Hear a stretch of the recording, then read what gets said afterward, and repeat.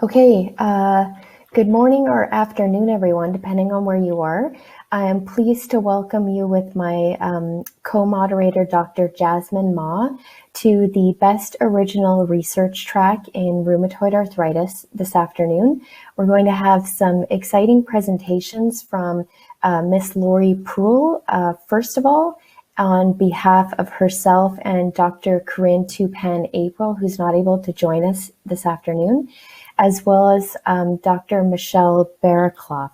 So I'm going to moderate the first session where Laurie is speaking. Laurie's bio is in the program, so I'm not going to go over that too much. She's going to be talking about work that she's done as a patient partner and person who's lived with JIA for over 25 years.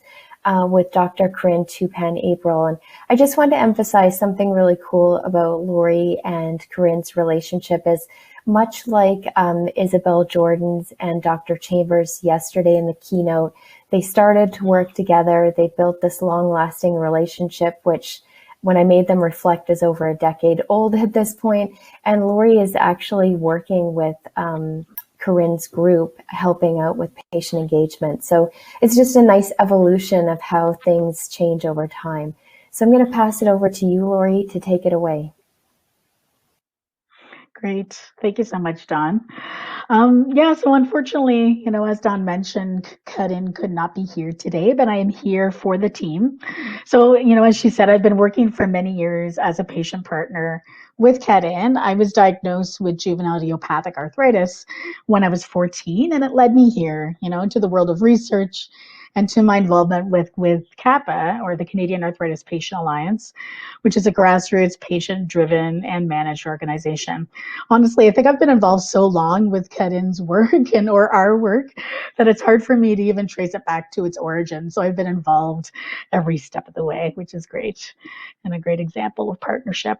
So here are the disclosures here for our work.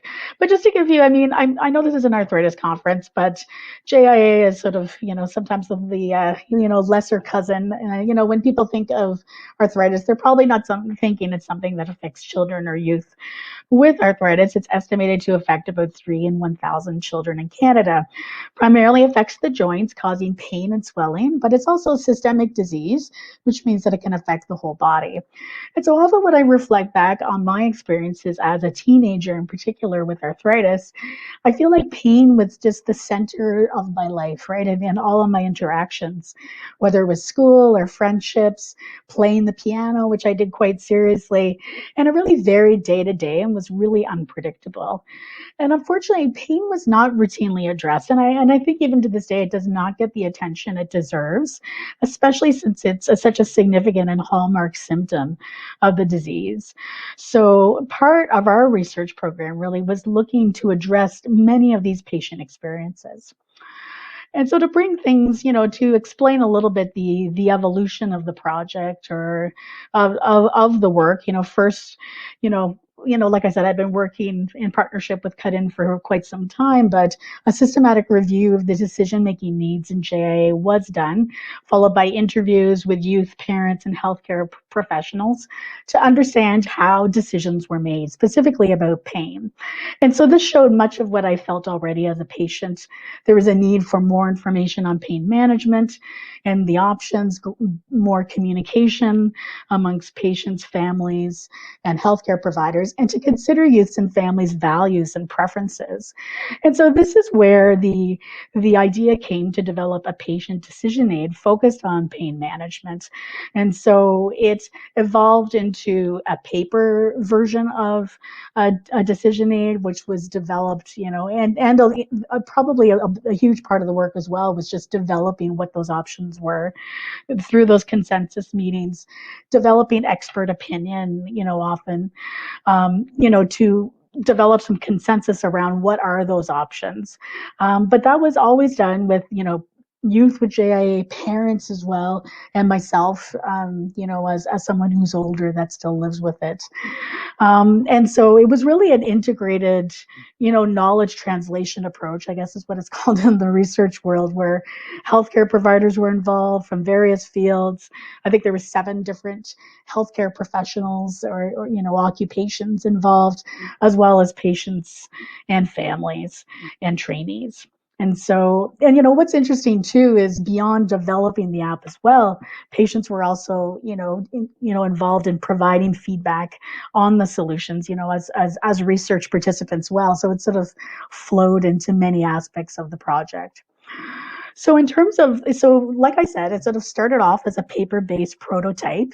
And so here are just some of the key findings from that work, where we spoke with youth with JIA and parents and clinicians. And so, that they liked the 5-step process. So we tried to deduce things into as simple of process as possible. But that they really wanted to be shown like the top options or the top treatment options that fit them and their values and preferences.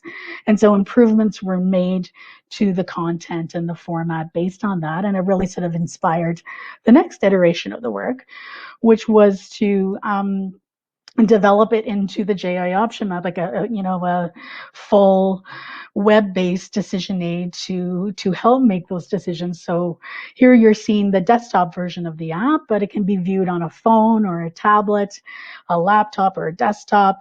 And so you'll see here who it's really designed for. So you have juvenile idiopathic arthritis, you still have pain even after taking medications, and you're trying to find ways to improve treatment. Let me move to the next slide. Sorry, technical difficulty. So here are the 5 main steps that I was talking about, where you describe the pain and the treatments that are being used, clarify what's important to you, and I'll give you a view as to the more detail of these steps. You review and select the treatment options, finalize your plan, and then be ready to share it as well, a summary with your healthcare team at the end. So this is the, in terms of describing, so this is step 1 and 2.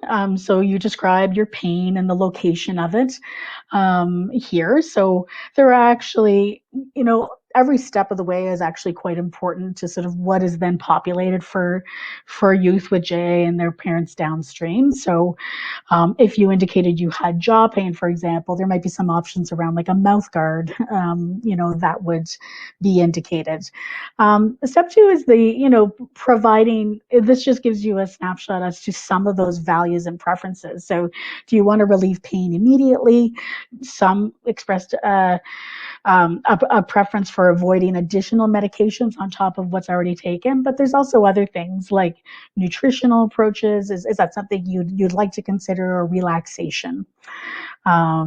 Next slide.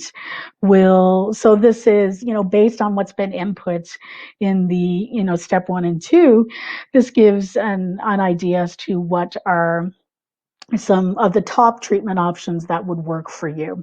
And you can see it on the desktop version on one side, the mobile version on the other. And so there are some options that can be tried now. So these are things that you can, seek and do independently in terms of managing your health on your own. Or, below there's top 3 options that you can discuss with a healthcare provider. So these might be things like medications, treatments for which you might need a referral, these sorts of things. So next up would be some of the examples of treatment options. So as I think I mentioned before, these are just a few of them, but there are actually 39 different ones available through the JIA Option Map. So this just gives you an idea as to what some of those things are.